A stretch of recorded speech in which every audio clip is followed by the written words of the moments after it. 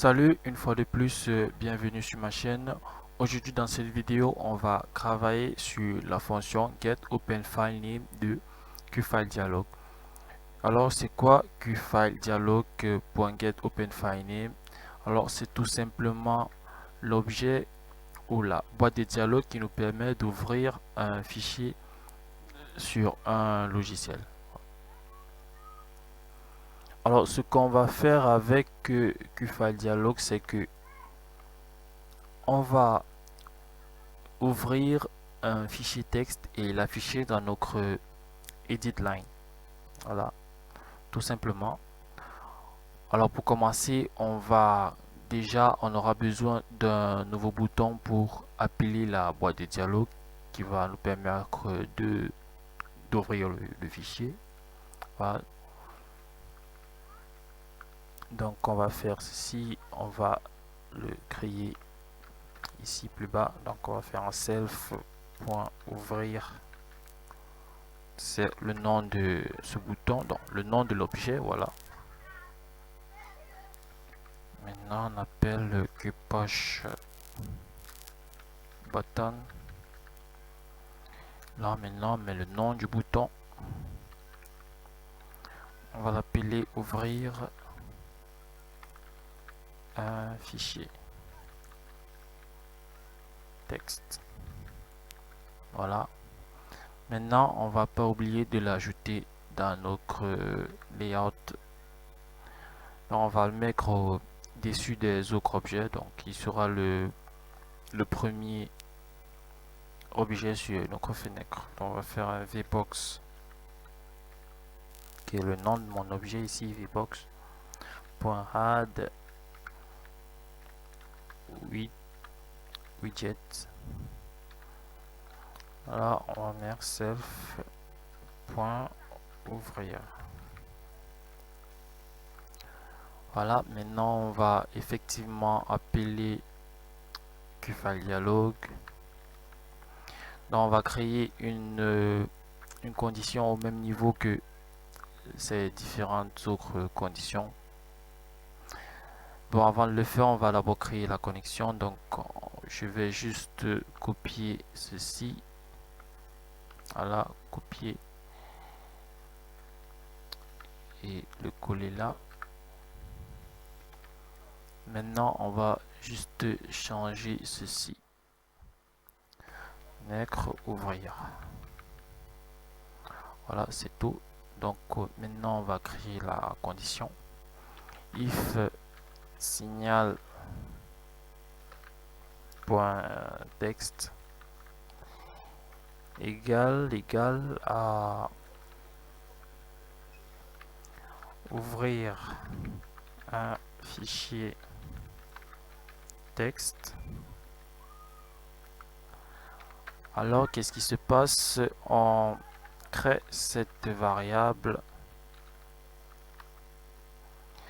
et maintenant on appelle notre fonction getOpenFileName qui est dans QFileDialog. Donc QFileDialog.getOpenFileName.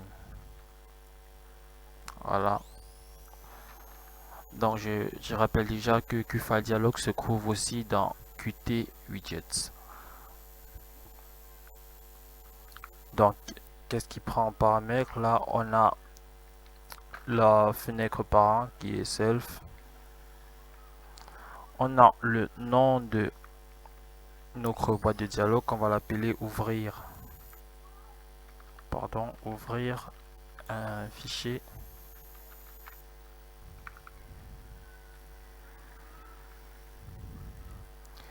Voilà, ensuite on a le nom qui va le nom du fichier qui va apparaître par défaut.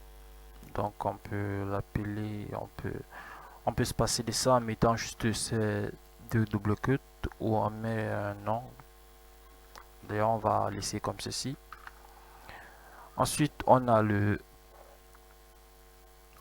filtre qu'on peut mettre.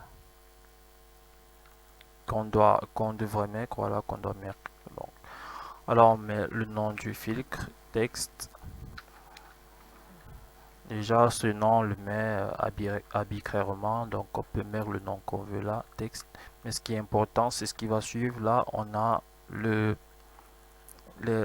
l'élément même, l'extension que le filtre va prendre en compte.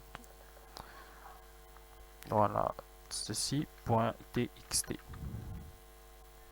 Donc si on veut ajouter plusieurs fichiers, on met juste un point virgule et on continue avec comme ceci. Donc par exemple fichier docs, voilà, donc ainsi de suite, ainsi de suite. Donc, voilà, si vous pouvez laisser là, c'est bon, ça va, le filtre va savoir qu'il doit juste ouvrir les fichiers .txt et les fichiers .docs.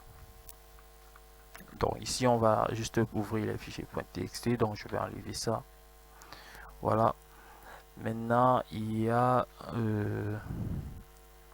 déjà il y a voilà, il y a ceci, on ferme comme ceci. Voilà. Maintenant il y a cette ligne-ci. Donc au moment où je fais cette vidéo, je ne peux pas expliquer pourquoi on met précisément ceci, donc j'ai pas une idée claire dessus. Donc mais si j'ai vraiment compris à quoi ça sert, je m'écris dans la description. Donc on va faire un Q file dialogue options. Donc et déjà c'est ce dernier paramètre que je mets, on peut se passer de ça, mais apparemment dans les différentes formations anglo-saxonnes que j'ai eu à voir, on insiste beaucoup sur ce paramètre, mais j'ai pas encore compris au moment où je fais cette vidéo pourquoi on le fait. Voilà, là c'est bon. Déjà, ça prend un peu trop de place, on va couper juste comme ceci. Voilà, c'est plus clair. Maintenant ce qu'on va faire, c'est que on va vérifier si effectivement un fichier a été ouvert. Donc on va faire un if fichier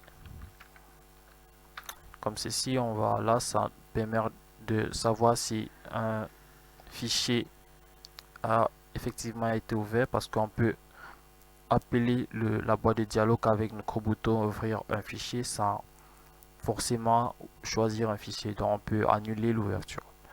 Donc si on le fait pas ceci, on aura un bug. Donc c'est pour vraiment éviter le bug. Donc ce qu'on va faire, c'est quoi? On va faire 8 open fichier.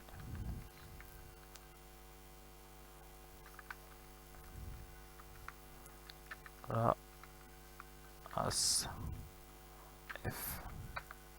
Voilà. Et maintenant, on va juste on veut que le contenu du fichier apparaisse dans notre texte edit, donc on va juste copier ça et remplacer, porter les modifications. Donc je vais coller comme ceci. Maintenant je fais un f.read. Voilà, je peux me passer de ça comme ceci,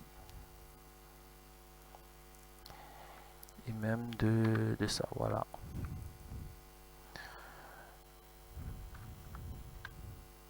Voilà.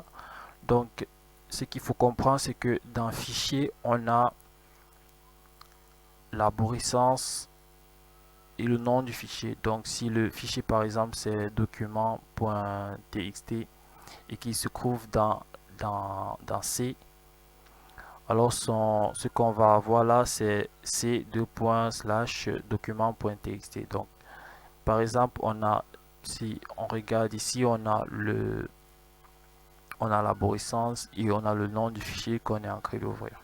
Donc c'est exactement ce qui est contenu dans le fichier quand on ouvre un fichier. Donc on a son arborescence et son nom là. Donc ce qu'on fait là, c'est qu'on récupère le fichier et son arborescence là, on l'ouvre en lecture.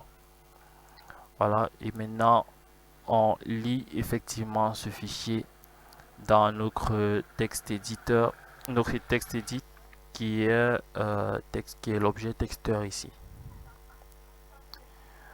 Voilà, on peut, là je fais un CTRL S, j'exécute. Voilà, on a notre bouton là qui apparaît en premier. Maintenant, on va ouvrir un fichier texte. Voilà, ici, on n'a rien là parce on a mis ce double quote vide. Voilà.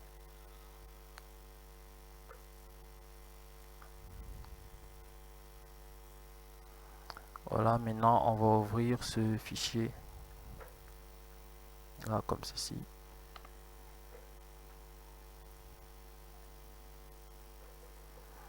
Là, il y a un petit souci, donc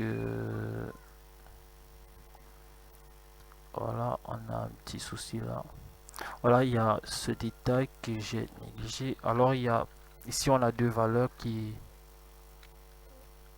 sont en sortie, donc il faut mettre ceci. Donc, au moment où je fais cette vidéo, je peux pas aussi expliquer pourquoi, quelle est la valeur qui est ici. On peut mettre juste une variable comme ceci qu'on va pas utiliser ou mettre ceci. Bon, c'est mieux de mettre ceci. Donc, voilà.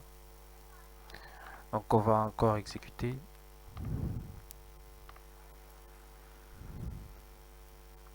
Voilà, on va ouvrir un fichier. Là, on a le nom là. Voilà. Voilà, effectivement, on a ouvert le fichier et il apparaît dans notre texte edit.